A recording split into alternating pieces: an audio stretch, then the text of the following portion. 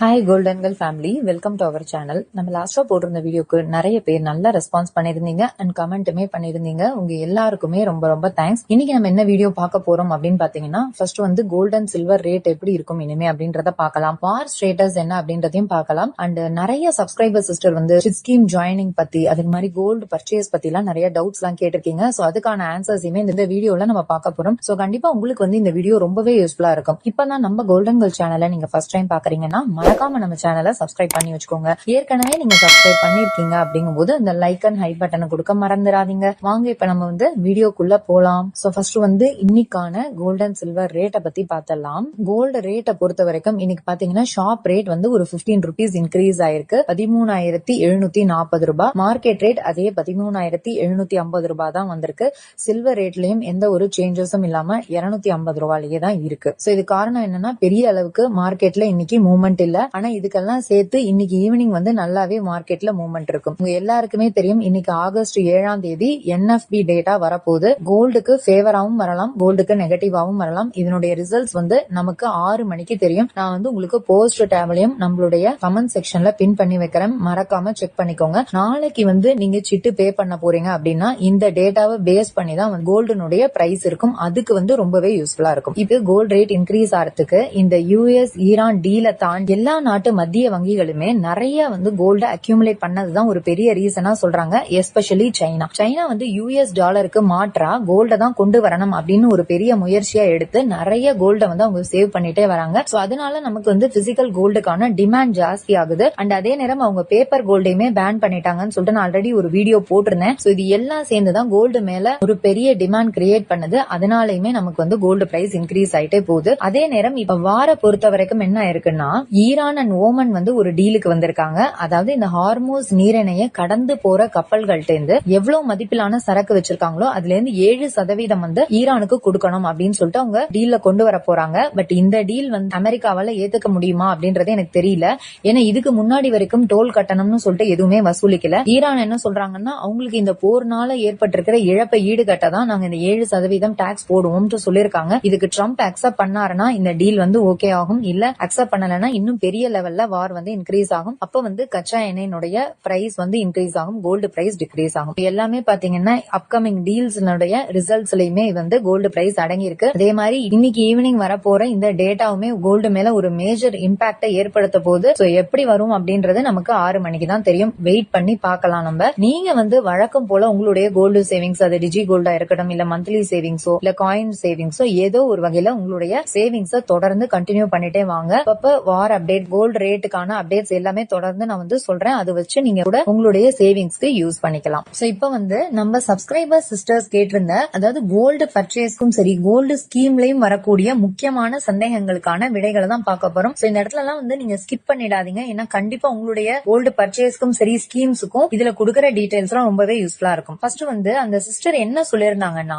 Gold scheme join பண்ணிருக்காங்க. அங்க வந்து என்ன பண்றாங்களாம், அன்னன்னைக்கான ரேட்டு தான் எடுத்துக்கிறாங்க. அதாவது நமக்கெல்லாம் இப்ப பாத்தீங்கன்னா GRTலயோ மத்த ஸ்கீம்ஸ்ல எல்லாம் 10 மணிக்கு மேலதான் வந்து ரேட் அப்டேட் ஆகுது. சோ நம்ம ப்ரெடிக்ஷன் வந்து 9 o'clock போட்டுறோம். அப்பவே மேக்ஸிமம் பீப்புள்ஸ் வந்து ஏற போகுதுன்னா முதல் நாள் ரேட்டுக்கே கட்டிடுறாங்க. அன்னன்னைக்கான ரேட் தான் நாங்க வந்து உங்களுக்கு போடுவோம்னு சொல்லிட்டு இப்படி சொல்றாங்கன்னு சொல்லிட்டு ரொம்ப ஃபீல் பண்ணிருந்தாங்க. 2 சிஸ்டர் சொல்லிருந்தாங்க. அதுல வந்து ஒரு சிஸ்டர் பீமா ஷாப் அப்படின்னு சொன்னாங்க. இன்னொரு சிஸ்டர் வந்து அவங்க ஊர்ல இருக்கிற ஒரு ஷாப் சொன்னாங்க. நீங்க வந்து யாராவது சிட் ஸ்கீம் சேர்றீங்கன்னா ஆன்லைன்ல முதல்ல சிட்டு பே பண்ண முடியுமா அப்படின்றத கேட்டுக்கோங்க. அதாவது ரேட் எத்தனை மணிக்கு சேஞ்ச் பண்றாங்க அப்படின்றத தெரிஞ்சு வச்சுக்கோங்க. அப்பதான் உங்களுக்கு வந்து ஆன்லைன்ல கட்டுறதுக்கு ரொம்பவே ஹெல்ப்ஃபுல்லா இருக்கும். அதே மாதிரி ஒரு சில இடங்கள்ல பாத்தீங்கன்னா மார்க்கெட் ரேட்டுக்கு தான் வந்து வரவு வைக்கிறாங்க கோல்ட. சோ அதையுமே நீங்க வந்து செக் பண்ணிக்கோங்க. அது பெரும்பாலும் பாத்தீங்கன்னா உங்க ஊர்ல இருக்கிற இந்த சின்ன சின்ன ஷாப்ஸ்ல எல்லாம் வந்து மார்க்கெட் ரேட் தான் போடுவாங்க. இது எல்லாமே நமக்கு வந்து ஒரு பெரிய லெவல்ல இம்பாக்ட் ஆகும். ஏன்னா நம்ம 11 மாசம் கட்ட போறோம் அப்படிங்கும் போது ஒவ்வொரு மாசமே மார்க்கெட் ரேட்ல கட்டினாலும் சரி ஏறின ரேட்டுக்கு தான் நாங்க வந்து வரவு வைப்போம் அப்படின்னு சொல்லும் போது நிச்சயமா உங்களுக்கு வந்து லாஸ் வரும். அதெல்லாம் நீங்க ஸ்கீம் ஜாயின் பண்றதுக்கு முன்னாடியே தெரிஞ்சு வச்சுட்டு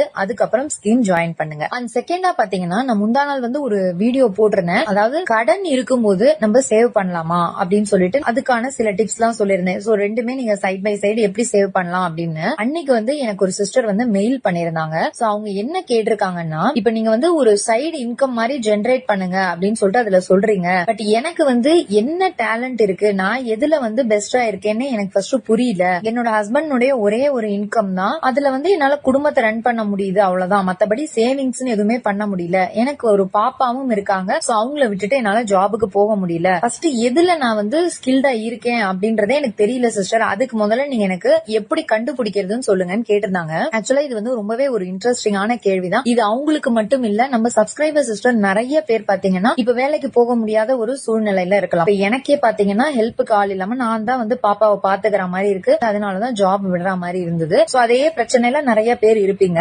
இந்த சிஸ்டர் கேட்ட மாதிரி உங்களுக்கு ஒரு சைடு இன்கம் வரணும்னா நீங்க எதுல வந்து முதல்ல டேலண்டா இருக்கீங்க அப்படின்றத தெரிஞ்சுக்கணும். ஒரு 3 விஷயம் சொல்றேன், அதை வச்சு நீங்க எதுல வந்து ஸ்கில்டா இருக்கீங்க, உங்களுக்கு எது நல்லா வரும்னு நீங்க கண்டுபிடிச்சிடலாம். ஃபர்ஸ்ட் விஷயம் என்னன்னு பாத்தீங்கன்னா, எந்த விஷயத்த நீங்க செய்யும் போது இருக்கிற எல்லா விஷயத்தையும் மறந்து நீங்க ரொம்ப இன்ட்ரெஸ்டிங்கா எந்த விஷயத்த செய்றீங்க அப்படின்றத நோட் பண்ணுங்க. அதுதான் வந்து உங்களுக்கான ஒரு ஸ்பெஷல் ஸ்கில்லா இருக்கும். அதே மாதிரி உங்கள்கிட்ட யாராச்சும் வந்து இந்த விஷயத்துக்கு டவுட் கேக்குறாங்க அப்படின்னா அப்ப நீங்க அதுல ஸ்கில்டா இருந்தா மட்டும்தான் அவங்க வந்து உங்கள்கிட்ட கேட்பாங்க. ஃபார் எக்ஸாம்பிள் நீங்க ஏதோ ஒரு விஷயம் ஒரு டிஷ் செய்யறீங்க அப்படின்னு எடுத்துக்கிட்டா கூட நீங்க நல்லா செஞ்சீங்கன்னா தான் இது எப்படி செஞ்சீங்க, இதுல வந்து என்னென்ன விஷயங்கள் ஆட் பண்ணீங்கன்னு சொல்லிட்டு யாராச்சும் உங்கள்கிட்ட கேட்பாங்க. சோ அதை வச்சும் நீங்க கண்டுபிடிக்கலாம். மூணாவது, நீங்க வந்து எஃபர்ட்லெஸ்ஸா செய்வீங்க அந்த விஷயத்தை, அதாவது ரொம்ப வந்து நீங்க கஷ்டப்படாமலே இயல்பாவே உங்களுக்கு வந்து அந்த விஷயம் வரும். இந்த 3 விஷயத்தையும் எந்த ஒரு துறையை எடுத்து செய்யும் போது உங்களுக்கு வருதோ அதுதான் உங்களுக்கான ஃபீல்ட் அப்படின்றத நீங்க ஈஸியா தெரிஞ்சுக்கலாம். சோ அது வந்து குக்கிங்கா இருக்கலாம், இல்ல டெய்லரிங்கா இருக்கலாம், ஆரி ஒர்க்கா இருக்கலாம், இல்ல யாருக்காவது சொல்லி தர மாதிரி ஒரு டியூஷன் எடுக்கிறதோ, நீங்க வந்து ஒரு யூடியூப்ல வீடியோ போடுறவங்களா கூட இருக்கலாம், வீடியோ எடிட்டிங் ஸ்கில்ஸ்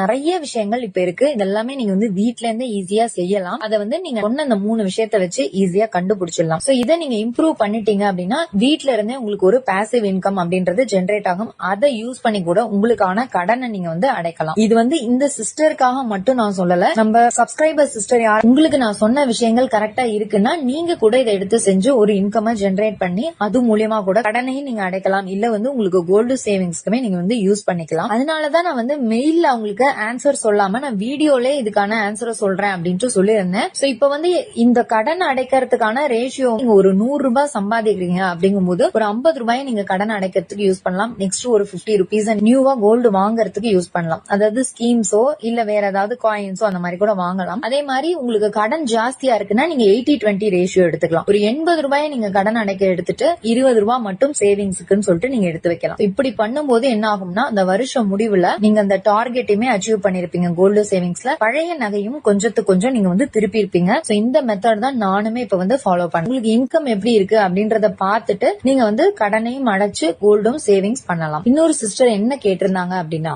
இப்ப வந்து ஸ்ரீ அக்ஷயா ஜுவல்லர்ஸ்னு சொல்லிட்டு ஒரு ஷாப் இருக்கு. அங்க வந்து என்ன ஆஃபர் கொடுக்கறாங்கன்னா, நீங்க வந்து உங்களுடைய ஓல்டு கோல்டு காயின்ஸ் இதெல்லாம் கொடுத்துட்டு 1 மந்த் கழிச்சு நீங்க அப்படியே வந்து புதுசா வாங்கிக்கலாம். அதுக்கு வந்து நீங்க எந்த ஒரு செய்கூலி சேதாரமும் கொடுக்க வேண்டாம் அப்படின்ட்டு ஒரு ஆஃபர் இருக்கு. அத பத்தி சொல்லுங்க அப்படின்னு சொல்லிட்டு கேட்டிருந்தாங்க. இந்த ஷாப் எங்க இருக்குன்னு பாத்தீங்கன்னா கோயம்புத்தூர்ல தான் இருக்கு. நானுமே உங்களோட ஆட்ஸ் எல்லாம் நிறைய பாத்திருக்கேன். அதுல வந்து நிறைய பேர் ஓல்டு கோல்டு கொடுத்துட்டு 1 மந்த் கழிச்சு வாங்கிட்டு போற மாதிரி தான் காமிக்கிறாங்க. பட் இது வந்து எந்த அளவுக்கு ஜென்யூனா இருக்கும் அப்படின்றது நமக்கு தெரியல. ஏன்னா என்னோட ரிலேட்டிவ்க்கு நடந்த ஒரு விஷயத்த பத்தி நான் ஏற்கனவே சொல்லியிருக்கேன். அதாவது KFJ அப்படின்ற ஒரு கடையில வந்து இந்த மாதிரி நிறைய அட்ராக்டிவான ஸ்கீம்ஸ் எல்லாம் கொடுத்தாங்க. பட் அன்பார்ச்சுனேட்டா அந்த ஷாப் வந்து க்ளோஸ் பண்ணிட்டு போயிட்டாங்க. அவங்களுக்கு வந்து அது பெரிய லாஸ்ல தான் முடிஞ்சது. சோ அதுக்காக நான் வந்து இந்த ஷாப் தப்பா இருக்கும் அப்படின்றதுக்கு சொல்ல வரல. இப்ப நீங்க கோயம்புத்தூர்ல இருக்கீங்கன்னா அந்த ஷாப் வந்து எத்தனை வருஷமா அங்க இருக்காங்க, அவங்களுடைய பேக்ரவுண்ட்லாம் நீங்க வந்து செக் பண்ணுங்க. ரிலையபிளான ஷாப்பா அப்படின்றது எல்லாமே தெரிஞ்சுட்டு உங்களுக்கு நம்பிக்கை இருந்தா மட்டும் கொடுங்க. ஏன்னா ஓல்டு கோல்ட நம்ம கொடுக்கறோம், ஒரு மாசம் வந்து லாக்இன் ஆகுது அப்படிங்கும் போது எது வேணாலும் நடக்கலாம். ஆனா அவங்க இப்ப வந்து ஆட்ல காமிக்கும் போது பாத்தீங்கன்னா 1 மந்த் கழிச்சு நிறைய பேர் வாங்கிட்டு போற மாதிரி தான் காமிக்கிறாங்க. பட் எதுவுமே வந்து நமக்கு ஒரு அஷூரன்ஸ் கொடுக்க முடியல. இப்ப வந்து ரொம்ப வருஷமா இருக்காங்களா என்னங்கறத தெரிஞ்சுட்டு நீங்க வந்து இதுல சேருங்க. சோ தனிப்பட்ட முறையில இந்த கடைக்கு ரெக்கமெண்டேஷன் பண்ண முடியல என்னால. ஏன்னா நான் வேற இடத்துல இருக்கேன், நீங்க வேற இடத்துல இருக்கீங்க. சோ நீங்க வந்து நல்ல வெரிஃபிகேஷன் பண்ணிட்டு உங்களுக்கு சாட்டிஸ்பேக்ஷனா இருந்தா மட்டும் இந்த ஷாப்பை நீங்க வந்து சூஸ் பண்ணுங்க. அதே மாதிரி ஒரு சிஸ்டர் என்ன சொல்லிருந்தாங்கன்னா, எனக்கு வந்து பெரிய ஜுவல்ஸ் எதுவுமே வாங்கவே முடியல, சிட்டு வந்து கம்மியா தான் பே பண்ண முடியுது அப்படின்ட்டு சொன்னாங்க. இது இவங்களுக்குன்னு இல்ல, நிறைய பேருக்கு இந்த ப்ராப்ளம் இருக்கு. அதாவது ஒரு 2 கிராம்ல இருந்து 3 கிராம்குள்ளதான் சுத்தி சுத்தி நம்ம வந்து சேர்க்கிற மாதிரி இருக்கு. அந்த மாதிரி இருக்கிறவங்க என்ன பண்ணலாம்னா அதே ஷாப்ல 1 டைம் ஸ்கீமோ இல்ல டிஜி கோல்டு ஸ்கீமோ சேர்த்து நீங்க வந்து ஜாயின் பண்ணிக்கோங்க. அப்படி பண்ணும்போது என்ன ஆகும்னா அதுல சேர்க்கிற அமௌண்ட்டும் இதுல போடுற அமௌண்ட் எல்லாம் சேர்த்து நம்ம ஒரு பெரிய ஜுவல்லா வாங்க முடியும். பட் நீங்க வந்து சிட்டு சேர போற அந்த மந்த்தும் இந்த டிஜி கோல்டு 1 டைம் ஸ்கீமும் போடுறதும் ஒரு மாசம் மட்டும் வந்து டிஃபரன்ஸ் இருக்க மாதிரி பாத்துக்கோங்க. ஏன்னா ரொம்ப மாசம் கழிச்சு ஜாயின் பண்ணும்போது என்ன ஆகும்னா கம்பைன் பண்ணி வாங்குறதுக்கு சில ஷாப்ஸ்ல அலோவ் பண்ண மாட்டாங்க. ஒரே இடமா போடும்போது கொஞ்சம் பெரிய ஜுவல்லா வாங்குறதுக்கான வாய்ப்புகள் இருக்கு. அண்ட் சில சில்வரை பொறுத்த வரைக்கும் ஒரு சிஸ்டர் கேட்டிருந்தாங்க, இப்பதான் வந்து 250 ரீச் ஆயிருக்கு, இது வந்து திரும்பியும் 300 வருமா, நான் வந்து 350 ரூபாய் கொடுத்து வாங்கியிருக்கேன் அப்படின்னு சொல்லிட்டு சொல்லியிருந்தாங்க. நல்லாவே வாட்ச் பண்ணி பாத்தீங்கன்னா தெரியும் உங்களுக்கு. கோல்டு மாதிரி சில்வர் வந்து பெரிய அளவுக்கு ரிட்டர்ன்ஸ் இப்ப குடுக்கல, ஆனா அது வந்து ஹை போச்சு. திரும்பவும் இப்ப வந்து ரொம்ப அந்த 250 ரேஞ்சுக்குள்ளேயே தான் சுத்திட்டு இருக்கு. டாக்ஸ் இல்லன்னா இது பாத்தீங்கன்னா பிலோ 200 ரேஞ்ச் தான் இருக்கு. பட் நமக்கு டாக்ஸ் போட்டதுனால 250 அந்த மாதிரி வருது. நம்ம நம்பி வந்து நம்ம பெரிய அளவுக்கு முதலீடுகள் செய்ய முடியாது. இது எப்ப ஏறும் அப்படின்றதும் தெரியல. இப்ப வந்து எல்லாருமே என்ன சொல்றாங்கன்னா இன்னும் ஒரு 6 months to 1 year கூட ஆகலாம் அப்படின்ட்டு சொல்லிருக்காங்க. சில்வரை விற்கணும் அப்படிலாம் நீங்க யோசிச்சிருந்தீங்கன்னா இன்னும் கூட அது வந்து ரொம்பவே டைம் எடுக்கும். நீங்க வெயிட் பண்ற மாதிரி தான் வரும் சில்வருக்கு. அதே மாதிரி கோல்டு வந்து நீங்க எவ்ரி டிப்ல வாங்குங்க. மார்க்கெட் வந்து நமக்காக வெயிட் பண்ணாது. நம்ம வந்து எப்ப வாங்க போறோம் அது வரைக்கும் வந்து ரேட் லோவாவே இருக்கும் அப்படின்றத நம்ம சொல்ல முடியாது. ஏன்னா ஏற்ற இறக்கம்ங்கிறத மார்க்கெட்ல இருந்துட்டே தான் இருக்கும். சோ நம்ம என்ன பண்ணலாம்னா ரொம்ப டிப் வரைக்கும் வெயிட் பண்ணாம அப்பப்போ கிடைக்கிற அந்த சந்தர்ப்பங்களை பயன்படுத்தி கோல்டு பர்ச்சேஸ்க்கோ ஸ்கீமுக்கோ நீங்க வந்து யூஸ் பண்ணிட்டே வாங்க. சோ இதை தவிர உங்களுக்கு வேற ஏதாவது கோல்டு சில்வர் பர்ச்சேஸ்லயோ இல்ல ஸ்கீம்ஸ்லயோ டவுட் இருந்ததுன்னா கேளுங்க. நான் நெக்ஸ்ட் வீடியோல அதுக்கான ஆன்சர்ஸ் சொல்றேன். ஓகே வியூவர்ஸ், இந்த வீடியோ உங்களுக்கு ரொம்பவே யூஸ்ஃபுல்லா இருக்கும் அப்படின்னு நினைக்கிறேன். வீடியோ பிடிச்சிருந்ததுன்னா மறக்காம ஒரு லைக் பண்ணி ஷேர் பண்ணி சப்ஸ்கிரைபும் பண்ணி வச்சுக்கோங்க. தேங்க்யூ ஃபார் வாட்சிங்.